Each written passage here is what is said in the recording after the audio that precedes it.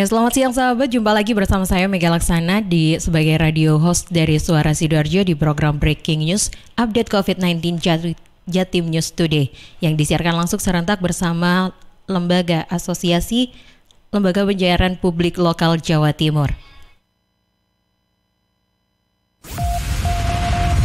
Rangkuman kabar update penanganan COVID-19 untuk regional Jawa Timur segera sahabat simak dalam Update COVID-19. Update COVID-19. Ya, untuk mengawali Breaking News Update COVID-19 Jatim News Today edisi 10 Juni 2021, kita sudah bergabung dengan beberapa reporter kami untuk update informasi mengenai Breaking News Update Jatim News Today saat ini. Saat ini kita terhubung dengan reporter dari Suara Sidoarjo, ada Nabila Kanza, dengan beritanya yang terkait pelaksanaan pembelajaran tatap muka bulan Juli. Dinas Pendidikan Sidoarjo nyatakan siap 100%. Silakan dengan beritanya, Kanza. Ya sahabat, menindaklanjuti surat keputusan bersama atau SKB 4 Menteri terkait dimulainya kegiatan pembelajaran tatap muka (PTM), Dinas Pendidikan Sidoarjo sudah melakukan persiapan, bahkan sejak wacananya PTM dimulai awal tahun ini. Kegiatan PTM yang direncanakan dilakukan awal Juli, persiapannya sudah 100% untuk Sidoarjo. Ini dikatakan Asrofi, Kepala Dinas Pendidikan Sidoarjo, saat dihubungi Rabu kemarin. Persiapan ini terkait teknis pelaksanaan dan juga sarana pembelajaran. Asrofi bilang semua sekolah negeri dan swasta yang melakukan PTM awal Juli ini diwajibkan mengisi daftar pemeriksaan, sarana dan prasarana kesehatan. Nantinya akan dicek dan dipantau langsung oleh Kementerian lewat Dapodik. Ini sebagai upaya pencegahan pada kemungkinan munculnya klaster baru COVID-19 dari sekolah atau pendidikan. Selain itu, vaksin pada tenaga pendidik yang terus dilakukan. Targetnya saat pelaksanaan PTM, semua tenaga pendidik sudah selesai divaksin. Saya Nabila Kanza, Suara Sidoarjo melaporkan untuk Jatim News Today. Ya, terima kasih Kanza dengan laporannya, yakni mengenai terkait pelaksanaan pembelajaran tatap muka bulan Juli. Dinas Pendidikan Sidoarjo nyatakan siap 100%. Kita bergeser ke reporter selanjutnya, ada Putri Rizkiana dari Suara Gresik yang akan menginformasikan kepada kami, yakni warga Bawean terima BPNT dan BLT dana desa langsung dari Bupati dan Wabub. Silakan dengan beritanya, Putri Rizkiana.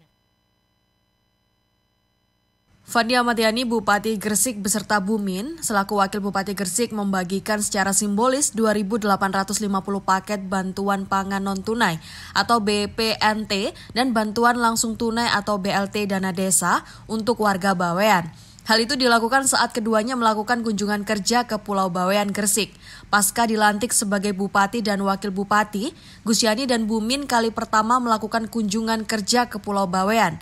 Dalam kunjungan kerjanya banyak agenda yang dilakukan Gus Yani dan Bumin.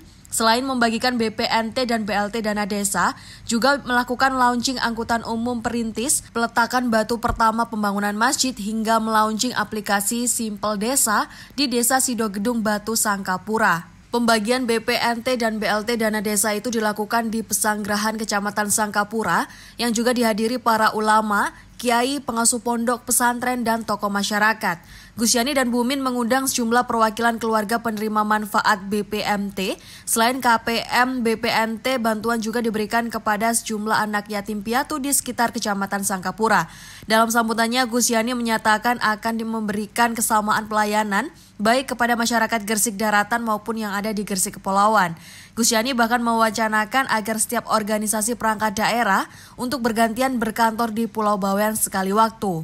Sentot Supriyo Hadi, Kepala Dinas Sosial Pemkab Gresik, mengatakan bahwa jumlah KPM BPNT mengalami penurunan dari yang semula sekitar 4.000 KPM, saat ini hanya 2.850 saja.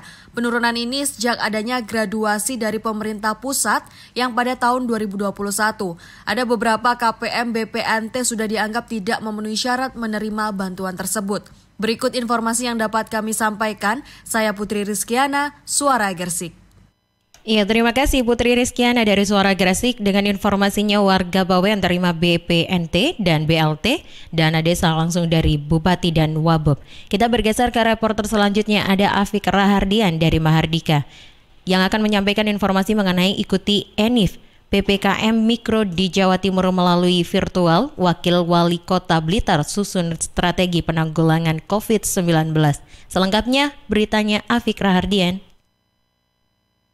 Sobat pemerintah Kota Blitar mengikuti video conference rapat analisa dan evaluasi PPKM Mikro di Jawa Timur berlangsung di ruang Integrated System Center ISG Dinas Kominfo dan Statistik Diskominfo di Kota Blitar, Rabu 9 Juni 2021. Rapat bersama Kasdam 5 Brawijaya dan Wakapolda Jawa Timur ini membahas perkembangan sekaligus strategi pencegahan COVID-19 di Jawa Timur yang akhir-akhir ini mengalami peningkatan. Dalam sambutannya, Brigjen Pol Slamet Hadi Supraptoyo Wakapolda Jawa Timur meminta agar seluruh kabupaten kota meningkatkan penanggulangan COVID-19, mulai dari pengetatan kegiatan yang berpotensi menimbulkan kerumunan dan peningkatan screening di semua daerah, termasuk pengetatan kembali berbagai kegiatan PPKM Mikro di masing-masing RT maupun RW. Menanggapi hal itu, Cucu Sunario, Wakil Wali Kota Blitar, mengaku siap menindaklanjuti dengan melakukan koordinasi bersama 3 camat yang ada di Kota Blitar. Cucu memaparkan pihaknya bersama Satgas COVID-19 akan melakukan berbagai strategi penanggulangan COVID-19, diantaranya meningkatkan promosi pentingnya kesehatan bagi masyarakat, menegakkan kembali protokol kesehatan di seluruh wilayah, serta kembali memaksimalkan kegiatan tracing, testing, dan treatment. Cucu mengatakan, kegiatan testing harus diperbanyak, menyasar 1/1000 jumlah penduduk di Kota Blitar. Artinya, dalam sehari akan ada 14 orang yang akan di-screening. Strategi kita bagaimana supaya COVID ini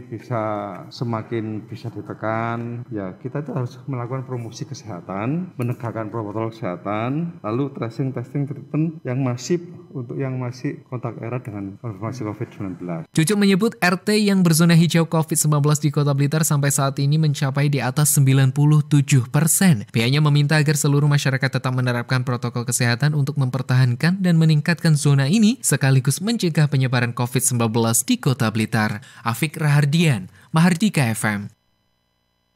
Ya, terima kasih Afik dari Mahardika. Tentang beritanya, ikuti ENIF PPKM Mikro di Jawa Timur melalui virtual Wakil Wali Kota Blitar susun strategi penanggulangan COVID-19. Kita bergeser ke reporter selanjutnya, ada Surya Muhammad dari Mahardika dan akan menyampaikan informasi mengenai Dinas Kesehatan melakukan vaksinasi COVID-19 pada pedagang dan tukang becak di area wisata Kota Blitar. Selengkapnya akan beritanya disampaikan oleh Surya Muhammad. Percepatan vaksinasi COVID-19 yang dilakukan oleh Dinas Kesehatan Kota Blitar kepada pelayan publik, salah satunya menyasar para pedagang dan tukang becak di area wisata Bung Karno dengan membuka pelayanan vaksinasi COVID-19 di Puskesmas Pembantu Kelurahan Sentul yang berada di Pusat Informasi Pariwisata dan Perdagangan atau PIPP. Didi Jumianto, Kepala Bidang Pengendalian dan Pencegahan Penyakit Dinas Kesehatan Kota Blitar saat ditemui tim pemberitaan di lokasi kegiatan pada Rabu 9 Juni 2021 mengatakan vaksinasi ini menjadi bagian upaya pemerintah untuk meningkatkan kekebalan tubuh para pedagang dan tukang becak di area PIPP yang mana mereka menjadi bagian pelayan publik berhubungan langsung dengan para pengunjung dari luar kota. Satu percepatan pelaksanaan vaksinasi ya. Kita berubah untuk jemput bola. Di sini kan fasilitas umum, masyarakat juga dari berbagai daerah ya yang datang sini. Harapannya kita penangkalan untuk penularan salah satunya ada di sini selain protokol kesehatan yang penting. Ya. Sementara itu di tempat yang sama Triana Sulistianingsih, Kepala UPT Puskesmas Kepanjen Kidul mengatakan selama 2 hari mulai tanggal 8 dan 9 Juni 2021 para pedagang dan tukang becak di area PIPP mendapatkan vaksin AstraZeneca dosis 1 dan dosis kedua akan diberikan pada bulan Agustus mendatang. Pada hari pertama, warga yang datang sejumlah 68 orang. Sementara itu hingga berita ini ditulis, pelayanan masih berjalan dan sudah mendekati 90 warga masyarakat yang datang untuk melaksanakan vaksinasi. Surya Muhammad, Mahardika FM. Ya, terima kasih Surya Muhammad dari Mahardika dengan informasi Dinas Kesehatan lakukan vaksinasi COVID-19 pada pedagang dan tukang becak di area wisata Kota Blitar. Kita bergeser dengan reporter selanjutnya, ada Ninda Alivia dari Persada FM dengan informasinya yakni pendaftaran bantuan bagi pelaku usaha mikro BPUM di Kabupaten Blitar tahap kedua dibuka, persyaratan masih sama. Selengkapnya beritanya akan diupdate oleh Ninda. Pemerintah Kabupaten Blitar membuka pendaftaran bantuan bagi pelaku usaha mikro atau BPUM untuk tahap kedua. Pendaftaran dimulai sejak tanggal 2 hingga 15 Juni 2021. Adapun persyaratannya masih sama dengan pendaftaran di tahap pertama. Besaran bantuan juga masih tetap sama, yaitu senilai 1,2 juta rupiah. Kepala Dinas Koperasi dan Usaha Mikro Kabupaten Blitar Ulfi Zulfikoh mengatakan, untuk pendaftaran tahap kedua ini tetap dilakukan secara kolektif di kantor kelurahan dan juga desa masing-masing. Tujuannya tidak lain untuk mengantisipasi penyebaran COVID-19. Mengingat jika dilakukan di satu titik, dalam hal ini kantor Dinas Koperasi dan Usaha Mikro, maka berpotensi menimbulkan kerumunan. Ulfi menjelaskan semua pendaftar yang memenuhi persyaratan akan diusulkan ke pusat karena tidak diberikan kuota. Nantinya pemerintah pusat yang melakukan verifikasi data apakah yang bersangkutan mendapatkan bantuan atau tidak. Ulfi menambahkan beberapa kriteria pendaftaran BPUM diantaranya memiliki usaha mikro, bukan aparatur sipil negara, anggota Polri, anggota TNI, pegawai BUMD atau BUMN, tidak sedang menerima kredit usaha rakyat, dan lain-lain. Selain itu, satu di antara syaratnya adalah diutamakan bagi pelaku usaha mikro yang belum pernah terdaftar di tahun 2020. Demikian Seninda Alivia dari Radio Persada FM Blitar melaporkan untuk Jatim News Today. Iya, terima kasih Ninda Alivia dari Persada FM dengan beritanya yang diberikan informasi kepada kita, yakni pendaftaran bantuan bagi pelaku usaha mikro BPUM di Kabupaten Blitar tahap kedua dibuka, persyaratan masih sama. Ya, kita bergeser ke Amanda dari Suara Madiun dan akan menginformasikan Wali Kota Maidi gelar giat sholat Isya berjamaah bersama warga Pangongangan, sekaligus sosialisasikan protokol kesehatan. Selengkapnya beritanya akan diupdate oleh Amanda.